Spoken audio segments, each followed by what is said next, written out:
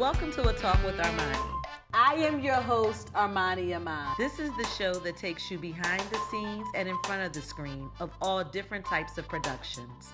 Whether it's a feature film, a brand new TV show, or writing a book, I introduce you to those powerhouses that make those productions work. Make sure you stay tuned as I bring to you my first guest. Welcome to A Talk with Armani. I am your host, Armani Iman. I've got a fabulous day planned for you because today marks the first day of my Producers Week. We're going to have all different type of producers that are going to come on and share with you how they got their start in production and exactly what type of production they're involved in. Make sure you stay tuned. I'll be right back. You're watching A Talk with Armani.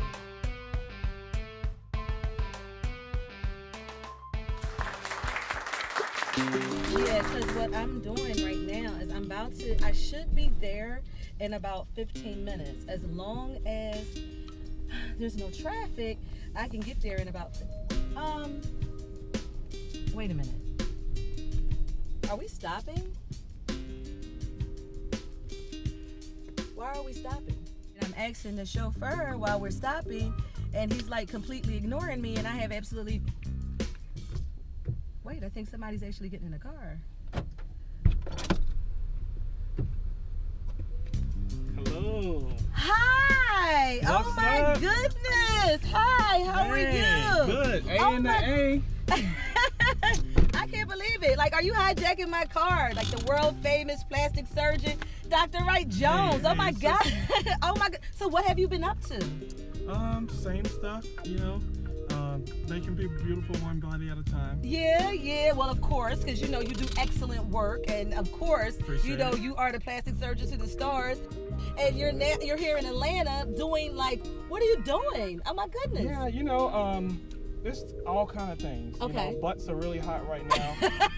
Yes, they are. They can't Got get enough big of that. butts. They cannot get enough of it. No, they can't. They But can't. I really specialize in rhinoplasty and ethnic rhinoplasties are really taking off. Okay. So But really, honestly, Michael Jackson, Latoya Jackson, all the Jacksons, the nose. Is it that much of a difference in a face? it doesn't have to be. Atlanta's becoming like a mecca for body shaping. It is. And plastic surgery. It is. So I like noses because it can be so subtle but Okay. so powerful. Okay, well, what about my nose? You're good. Is my You're nose good? You're good. Oh my goodness. I could take a face from like an 8 to a 10. Okay. With a good nose. So you gotta be an 8. Or can you be a 2? I mean, you can go from like a 6 to an 8. But I'm you trying to keep step being it up a right notch. there in the middle. You haven't one time said, "Oh, you can be a 1." Well, some people are 1, but I think everybody has some beauty in their own right. Right. So Okay. I don't really consider But I'm anybody good. a 1.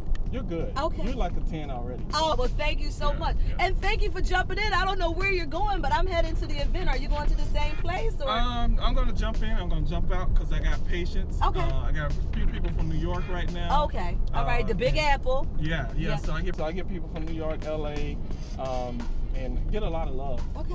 So Atlanta's becoming like a mecca for body shaping. It is. And plastic surgery. It is. So- So I thank you so much for even just jumping in the car with me. I'm like asking him, why are we stopping? And had I known that I had the wonderfully talented Dr. Wright Jones here, I would have been like, wait a minute, we could have been picked him up. Oh no, it's always good. If I see you coming through again, I'll jump in again. Well, thank you. So it's always good. You're watching A Talk with Armani.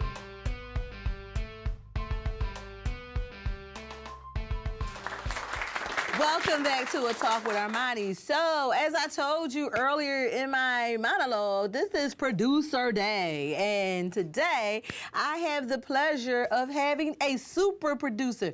Now, a producer could do many things. A producer can be in music. A producer can be in film. A producer could be in movies. A producer can do anything. They can produce a play. They can produce a book. They can do all kinds of things. It's basically making something. To produce it is to create create it, to make it, to form it, to kind of pull it all together. So by having Producer Day, we get the opportunity to meet some exciting people in all different walks of life and all different types of production. My first producer is Mr. Choke No Joke. Okay, help me welcome him.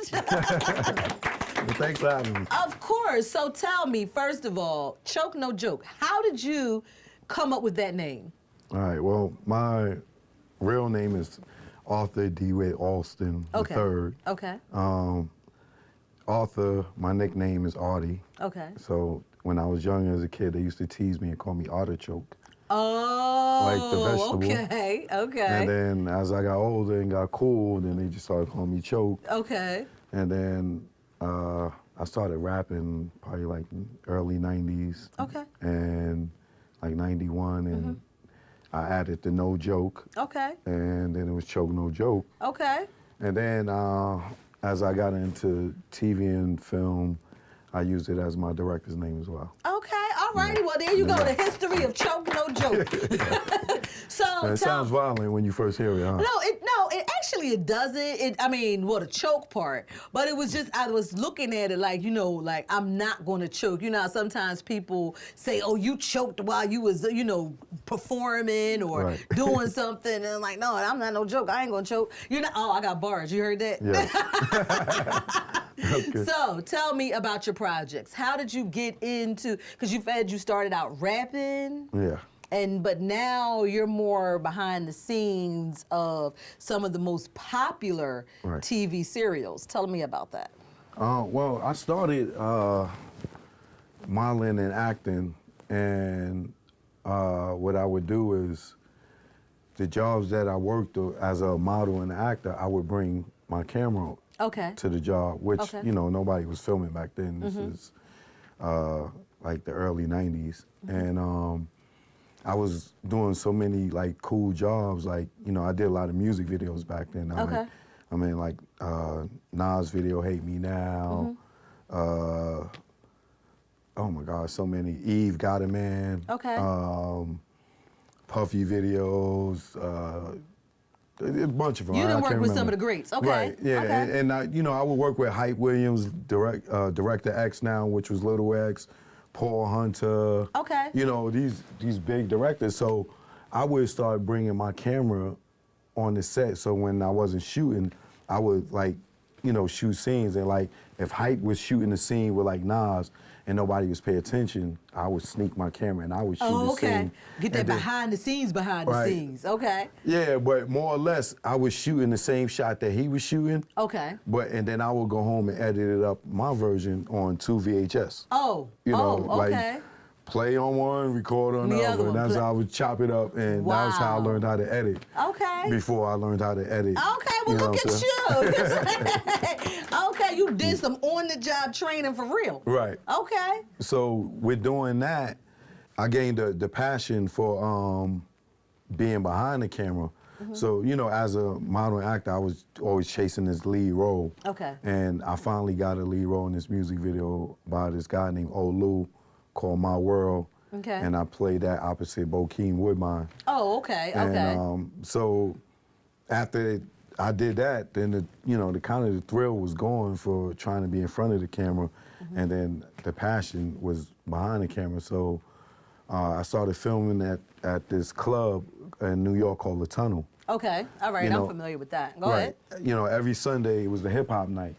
So being that I had started doing this videography work, on the sets, then I started bringing the camera in the club. Okay. And I grew up with Funk Master Flex. He's a little bit older than me, but, we grew up in the same area, and, he allowed me to come in there and shoot. And do your thing. Yeah, so after, this was about 95, so from 95 to 2001, I was shooting in the tunnel, and then I got down with a group, and we had a public access show. Okay. And I wound up becoming the head producer and director of the show. Oh, look at you. Okay. And I took it from New York, public access, and then I got it in LA, Santa Monica, Atlanta, Toronto. Oh, so you you syndicated yourself. Yeah. Okay. And then, you know, I did that show for a while, and it got popular. We won the B-Cat Award 4 years in a row, and then they retired us and said our show looks too professional to be, you know, in the awards anymore. And then I got another company that asked me to come and do a show on Fox and the WB, which was similar to what we was already doing. Okay. But they like, you're doing everything by yourself, you know, you might as well just come and have your own show. Absolutely. And so I did that. The show was called Live Music Channel. Okay. It was on Fox and WB in 6 cities, New York, LA, San Francisco, Detroit, Boston, and Chicago. Okay. And it was doing really well. The highest rating I got on that was a 2.6. Okay. Well, Yes. congratulations Thank for you. that. Okay. Which is 2 million plus. Right, exactly. Right. And that was a show that I produced and directed with Dr. Dre and Snoop Dogg at the Tunnel. Okay. And Snoop is the one that actually kind of gave me the cosign to make me want to stay as a director. Okay. Because when he saw the show, I ran into him at the Magic Convention in Vegas. Okay. And I'm like, yo, I'm Choke. I'm the one that did the Tunnel show with y'all. And he was like, tight, cuz. Oh, okay. And I was like, yeah, right. Like, he's like, nah, for real, that was tight, cuz. Okay. And I was like, yeah. He was like, yo. And he looking at me like he see in my face, I don't believe him. And he's like, yo, dude, I'm telling you, you the ish. Right, Like, okay. stick with it. Stick with it. Keep Right. going. So I was like, all right. So once he gave me that cosign, it was like, all right, boom. I ran with it. And then, you know, I did the, Live Music Channel thing for a while. And we raised like 10 million off of just the content that I created. Wow. Yeah. Oh, wow. Thanks. That's fabulous. And when the money ran out, you know, I was still doing productions to try to keep the company afloat. Okay. You know, because I had shares in the company as well. And it got to a point where, you know, the money was gone and they couldn't pay me no more. Oh, so I okay. was like, you know, y'all can't pay me, but I still can use the equipment, right? Right, okay. You know what I'm saying? Because I use the equipment to keep the company afloat. Now I need to use the equipment to keep me afloat. Keep you afloat, absolutely, Right, absolutely. and they was like, only if we have the rights to whatever you shoot. And I was like, no. You're not getting me the access to these places. You're not hip hop. You're not from my world. Right, I'm getting in these places on my own. Okay, You know what I'm okay. saying? So, no, you cannot have the rights to whatever I shoot. Right, okay. So that day, I had my daughter with me, you know, and I felt like I gave them 110%. You see me here with my daughter. Right. And now you're trying to take advantage of me. And knowing that you have no access to none of these places, and you're not going to allow me to use this equipment? Okay. All right, well, I'm done, cool. Shake hands, I'm out. I'm out. Okay. So they call me back. Oh, we made a mistake. You know, you should come back. And I was like, nah, I'm good. done. Yeah. Right. Okay, yeah, we'll talk about that when we come back. We have to take a break. We'll be right back. You're watching A Talk with Armani.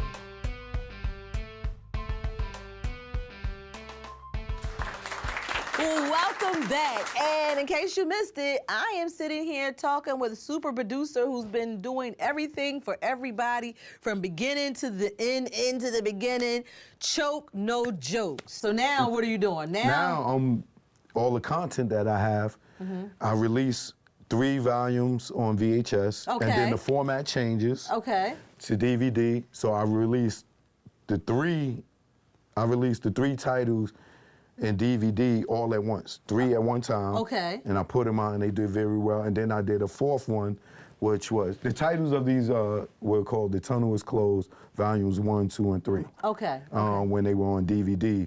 When they was VHS, it was The Tunnel 2000, because that's when I released it, like late 99. Then Tunnel 2001, and then T3. Okay.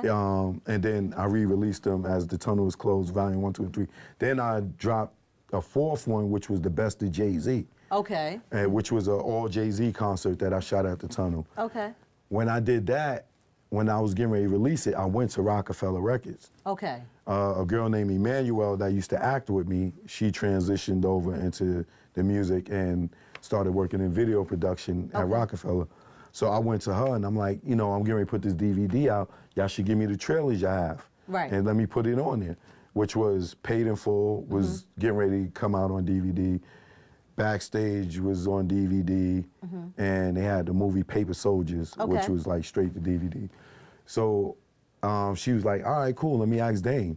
So she asked Dame, and Dame was like, let me see what he did first. Yeah, let me see what's going on. Yeah, I gave him the DVD, and he was impressed. He said, you did this all by yourself? Right. Produced, direct, shot, edit? Absolutely.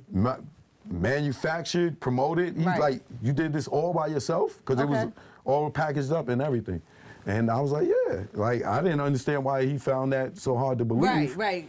But as I grew in the industry, I found out everybody is not capable of doing it, having wearing all those different hats. Of being a one-stop shop. Right. Okay. And so I was like, yeah. He was like, man, you should come work for Rockefeller. And I'm like, when? He was like, tomorrow we're going to De La Hoya Shea Mosley fight. Okay. You could shoot that. And I was like, all right. Next day I was on a private jet. Oh, wow. Right.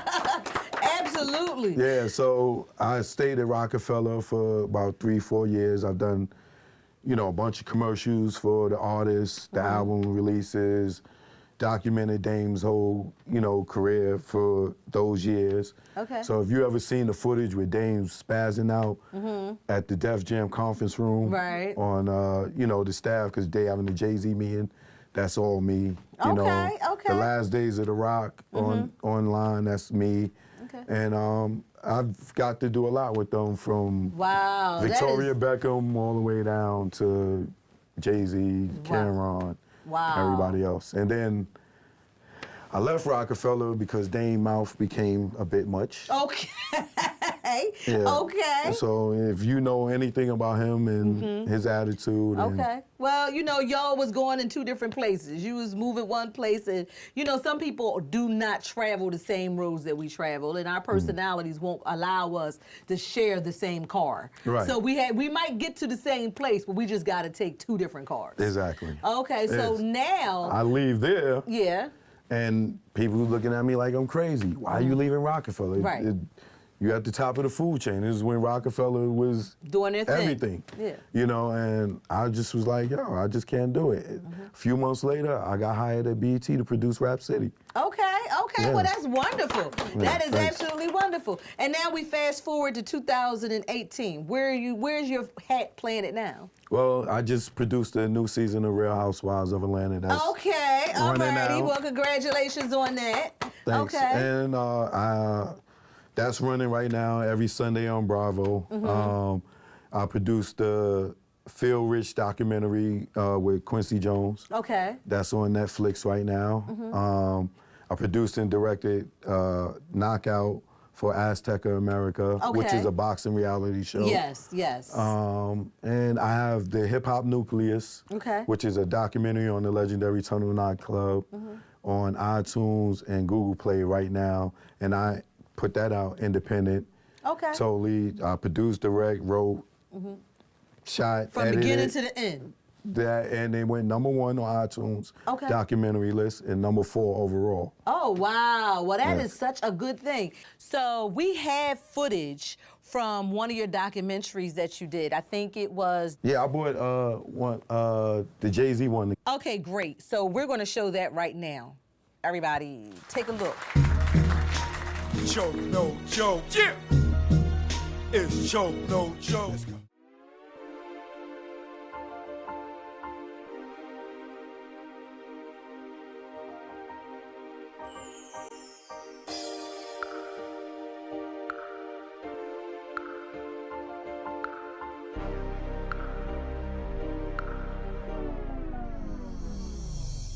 Supreme Bigger Figure, Big Cap, The Warden, The Club King, the DJ Johnny Walker Red, MC Frank Jigger, the Celebrity's Choice, Sean Brophy, sound engineer, Joke No Joke, legendary videographer, Sterling Cox, I was the head of security. Alpha Grinya. My name is V. Omega. Big G. It's Vim Rock from the legendary Naughty by Nature. Styles P the Ghost, LOX, D Block. Tech Smith and Wesson. LB Fan, Mr. Cheeks. The Cool, the DJ, the Red Alert. Kid Capri. The tunnel was a hip-hop nucleus. It was the epicenter. It was the domain, the temple. It was the Mecca. Nothing was that melting pot of hip-hop. They kept the paradigm going. It's almost like what Rucker did for street basketball. The tunnel was that of music industry. My Sunday ritual going to the tunnel was, I'm telling you, your better be there. We just pretty much did push-ups. We had to drink a couple bottles of Hennessy, go get smoked. Leave the jewelry and watches at home. Before you even get to the tunnel, you gotta get on the block. You started from 11th Avenue, and when you got to that door, the search procedures was no other. First time I ever heard of take your shoes off, open your mouth was in the tunnel.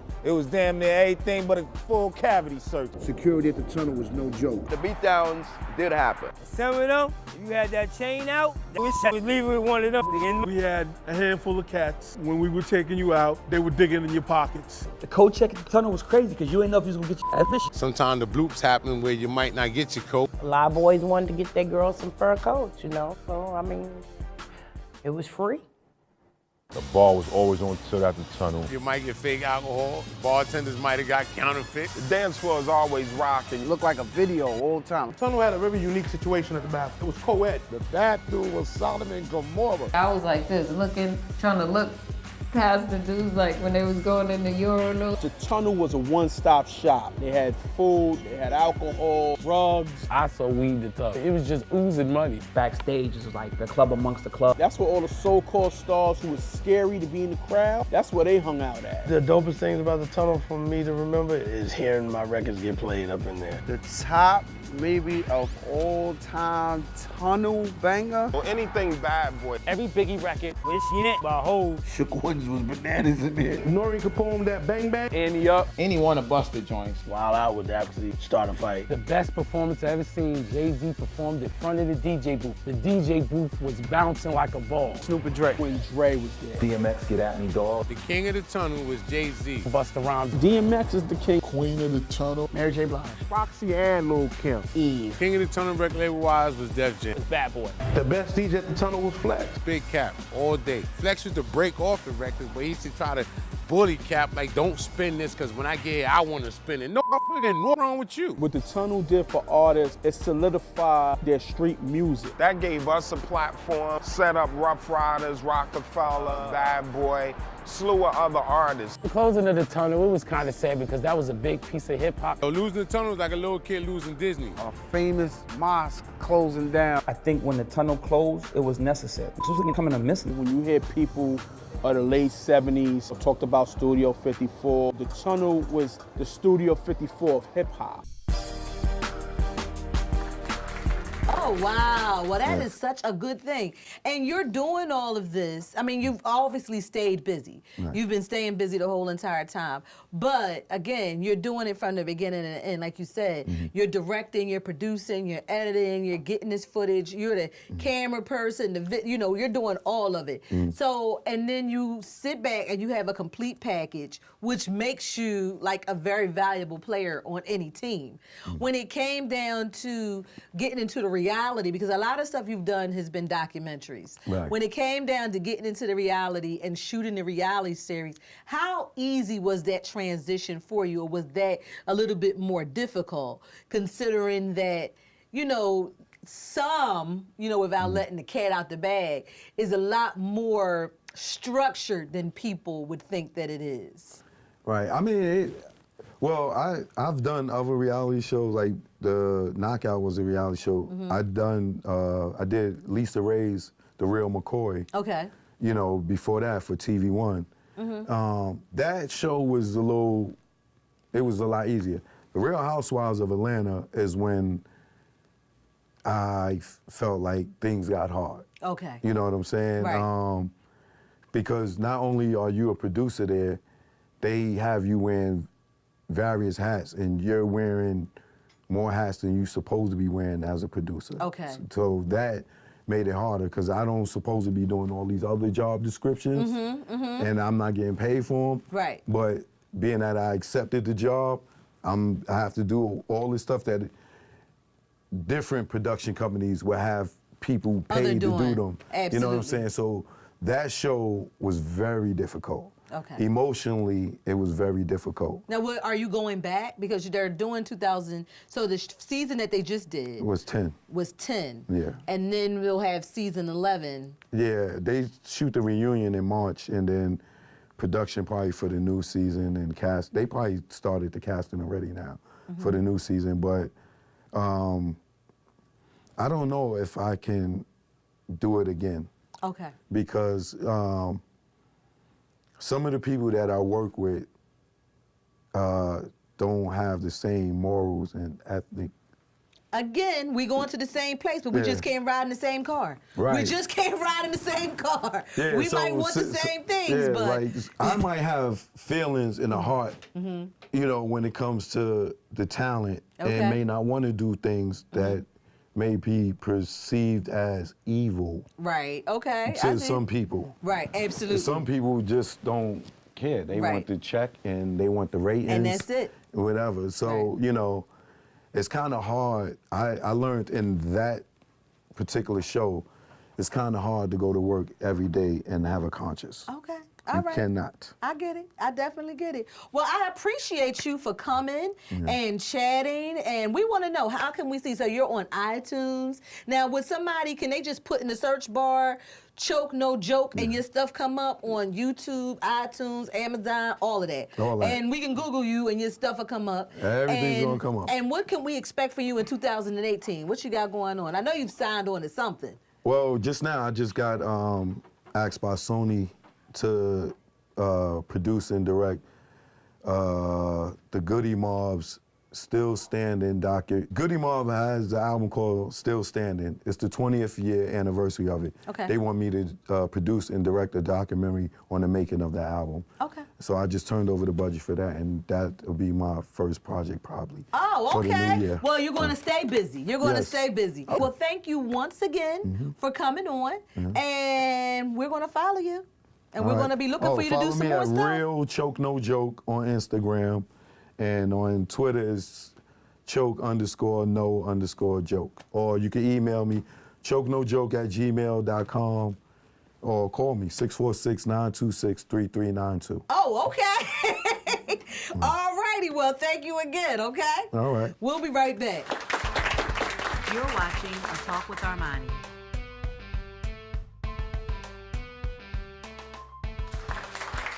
Welcome back to A Talk with Armani. So, first of the producers, yes, definitely. And it was wonderful having Choke No Joke here to talk about how he started everything just by sneaking his camera in and catching some footage and chopping it up the way he saw that it should be. And don't forget, there's things that you can do. You might go on a job to be an understudy, but maybe you have an eye for something, or maybe you saw something that the big guy didn't see. Don't be afraid to kind of note that, or get your own footage, or maybe pull them to the side and give your opinion. What can it hurt? Either they'll take your advice or they won't. Until next time, stay safe.